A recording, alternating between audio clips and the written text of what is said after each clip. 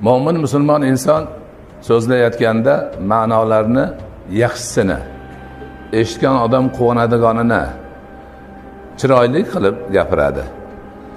Agar gap xunuk bo'lsa ham o'shani chiroyli qilib gapirish demak imkoni bor. Inson shunga urishsa erishadi. Bunga mashhur bir qissani ulamolarimiz keltiradi. Bir podshoh tush ko'rsa, tushida tishlari to'kilib ketibdi. Tushda shukun ko'rdi. Tushida tishi to'kilib ketdi hammasi.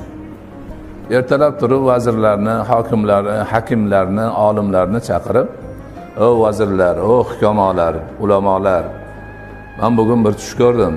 Tushimda tishim to'kilib ketganimiz. Bunga nima deysizlar?" desa bir guruhi, "Vo podshoh, bosh sho'rimiz qurisin." Nima bo'ldi? Sizni hamma qarindoshlaringiz o'lib, o'zingiz yolg'iz qolasiz ekan debdi. Tushning ta'biri shu. Podshoh nihoyatda mahzun bo'libdi, xafa bo'libdi. Qarindosh urug'larim hammasi o'lib qolar ekanda endi deganda bittalari turib, "Yo, bu tushning ta'biri boshqacharoq." "Nima? Siz hamma qarindoshlaringizdan ko'ra uzoq umr ko'rasiz ekan podshohim" debdi. Qarang, ma'no bitta. Lekin narigilar juda xunuk qilib aytishdi. Qarindoshlaringiz hammasi bir o'lib ketar ekan, bitta o'zingiz qolar ekan deyishdi.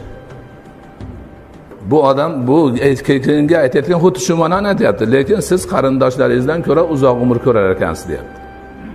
Narigisida xafa bo'lyapti, bunisida xursand bo'lyapti. Mana shunday qilish kerak. Gaplarni gapiriladi, ma'no bitta. Lekin xunuk gaplarni, xunuk ma'noni tanlamasdan chiroyli, go'zal ma'noni tanlash kerak.